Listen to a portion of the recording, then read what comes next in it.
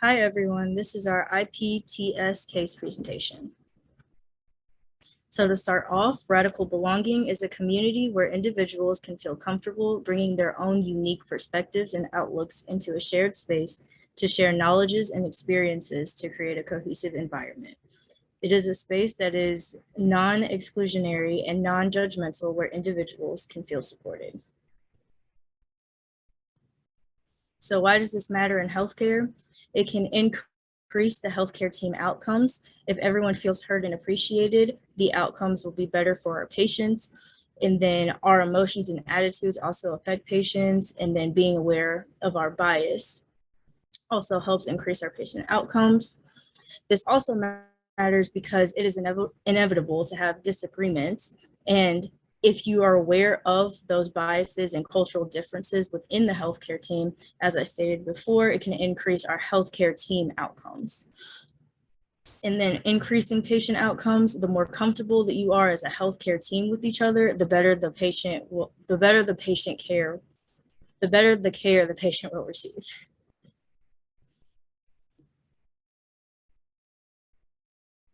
To implement radical belonging on the organizational level, we can start by integrating the use of an HR department within healthcare to gauge how current events are impacting employees and measuring emotions like burnout, disdain, or lack of confidence.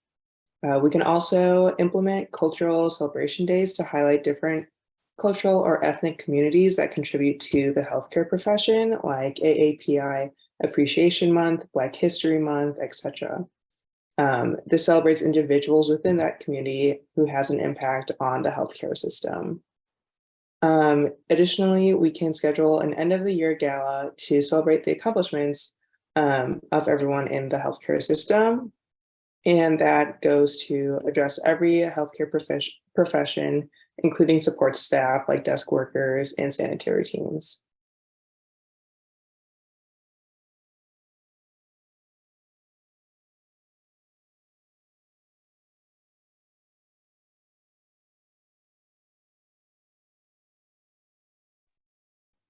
I believe someone may need to unmute. Sorry. Another important point would be to address appropriate and adequate staffing. Short staffing can lead to employee burnout, which is why we need to review call-in policies for current employees and then look into hiring more staff. Staying updated on different areas in the hospital and what each healthcare field needs to be successful individually and when they're integrated in a team. We should also focus on recruitment efforts, so recruiting students if it's a teaching hospital, and then incentives for other people to apply for positions, and then also focusing on a healthy work environment so that people want to work at the place.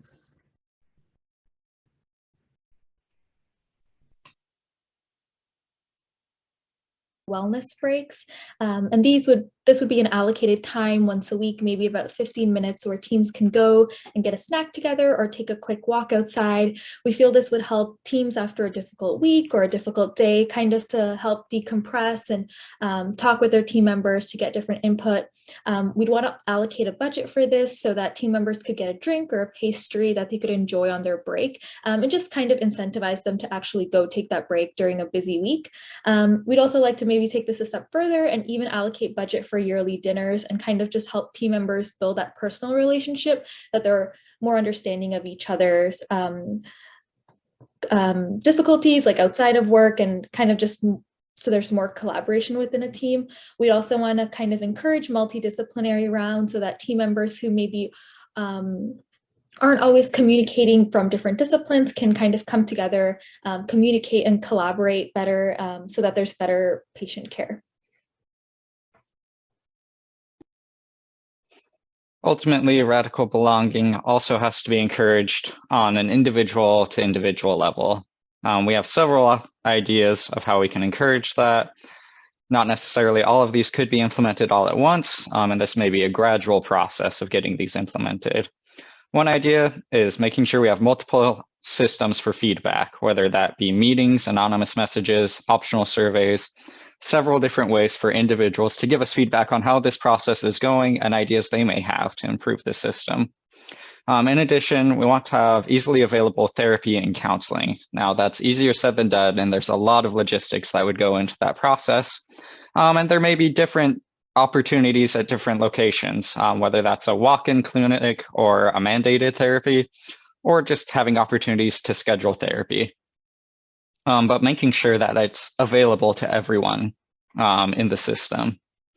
In addition, providing some form of mental health leave, similar to sick leave, but focused primarily on mental health, recognizing that it has just as much impact on patient well-being as physical health. That mental health leave isn't just used to see a therapist, it could also be used to provide community service. It could be used to meet with that in-house therapist, or it could be used to support family members and their mental health. Because ultimately family members and loved ones have a huge role in supporting this radical belonging. And so we want to get them involved.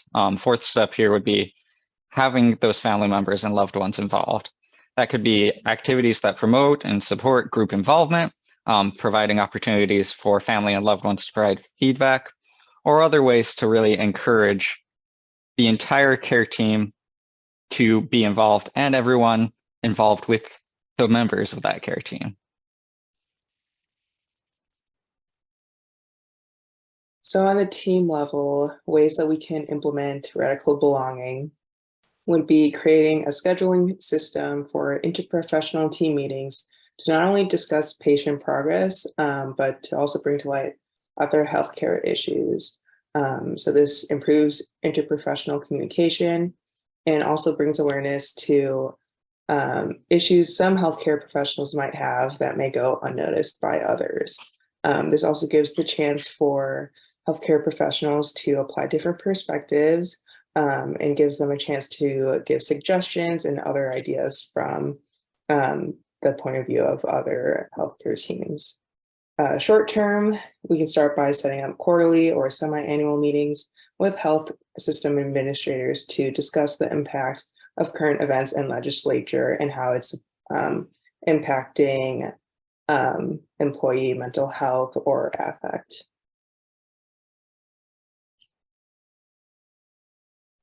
So that's a lot of ideas and a lot of plans we've just offered. How are we going to figure out if they're working? We've come up with several different metrics of success to track in order to make sure that these ideas are actually effective in encouraging radical belonging. One, some form of incentivized surveys. Surveys in and of themselves are good, but often are ignored, and medical personnel are all busy. So finding some small way to incentivize that in order to really get feedback from a variety of people, of personnel, and making sure that goes to personnel, to families, and to patients, so that we get different perspectives throughout the hospital system. We thought about structuring a specific survey idea, but we want this really to be a living document, and those surveys to change based on the feedback we're receiving. We also want to track budgets. We've offered several proposals that are going to cost money, and we want to make sure that that money is being allocated appropriately, and to adjust how that money is allocated. If the therapist turns out to be more expensive than we expect and the budget we have set aside for team activities isn't really seeming to have much effect, maybe we adjust the budgeting there. We also would have regular meetings as this team and as leaders in the radical belonging staff to go over that feedback at least monthly, and to really figure out different ways we can change what we're doing as we go along. In addition, we want to be able to track personnel transition rates. So the number of personnel who choose to remain in this healthcare system versus transitioning to another, and figuring out the reasoning for leaving. And we want to do this before implementation as well as after to see if there's any change there. There are a few other metrics of success that we've discussed as we've gone along throughout the presentation, but these are a few we really wanted to highlight.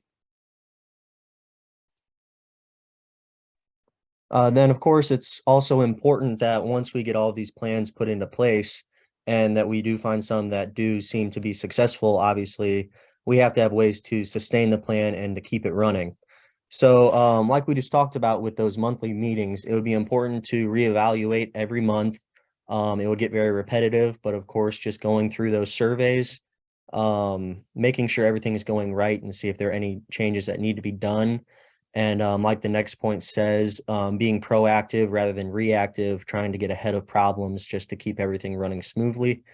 And also the main thing being that employee turnover, making sure that we are keeping everybody happy and that everybody wants to stay to help be a very healthy work environment. And then also we need to be able to scale it to other communities and to be able to share what we are doing. Just so, I mean, obviously it needs to be big, like throughout the entire healthcare system.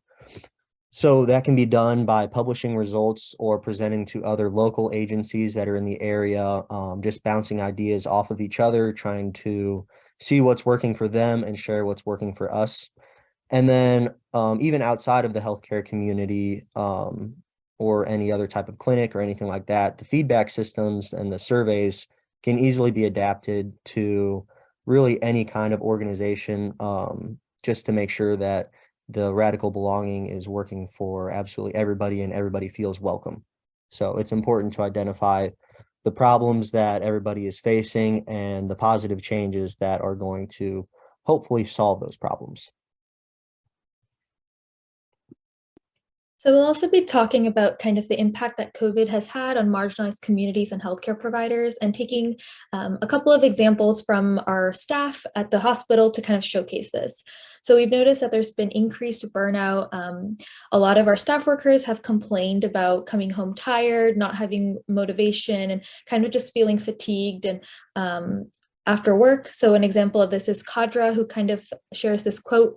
She says, "We're no longer practicing medicine, we're waging war and we're losing." So she kind of touches on how she feels like she's kind of facing this never-ending battle against COVID, and she's kind of just getting fatigued as she's continuing to kind of help out at the hospital. There's also Andrea, who's a hospital administrator, and she kind of notes how she is now coming home kind of tired and no longer finds the time to do the things she enjoys as much anymore. We've also noticed that some of the staff have complained about microaggressions and discrimination. We've seen that during COVID, certain communities have been targeted and discriminated against, and that's no exception at the hospital. So Jessie, she complains about how she has experienced racist and homophobic remarks, but that she feels like she doesn't have anyone in the hospital and the administration that she can kind of address these concerns with, or kind of just find support. We've also noticed that staff have felt underappreciated and underpaid. An example of this is Jonas, who he has had people remark that frontline workers are the real heroes of this, but he feels like he's kind of been underappreciated and that his pay doesn't really reflect the work he does. And he's thinking about switching to a different hospital for better pay. So clearly COVID has impacted marginalized communities as well as healthcare providers quite significantly. And then finally, just tying it all together, really how looking at the effects of COVID, the IPTS experience in general, and doing this this presentation about radical belonging, how it has affected our team specifically. It's really shown that we will be responsible for molding the future of healthcare. We're just coming out of school. We really are the future, and if there are problems there, we need to be proactive and lead the charge to fix those problems. And then really tying in with COVID, everybody has seen that the old normal really was not working. And we need to be able to adapt and not only find a new normal, but find a new normal that will actually work. And that's been made a lot more obvious. And then also with the radical belonging, it's important to recognize the healthy work environments as we are all looking for jobs here in the near future. So we can find a place that we feel comfortable and that we will be able to thrive in our career. And our last point really ties in with that too, is whenever we do find that healthy work environment, it will influence our future employment decisions in deciding where we want to work, what we want to do, and really what it all comes down to is the other people that we want to be around and the people that we want to be working in teams with. We would like to thank you for listening to our presentation. So yeah, thank you.